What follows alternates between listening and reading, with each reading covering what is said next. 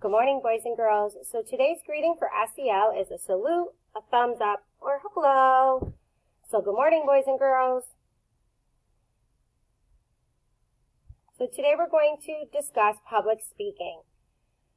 Public speaking is talking in front of others. You might need to give talks in front of others when presenting a class project or to share something you learned. So, if someone feels nervous, what do you think they might be able to do to help them calm themselves down?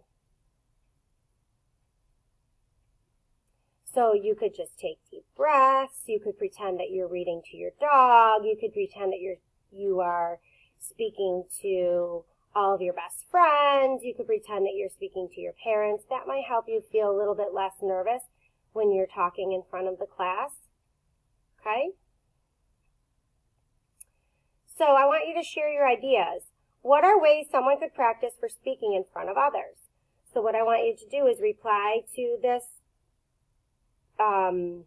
lesson and type your answer, okay? Have a great day. Bye.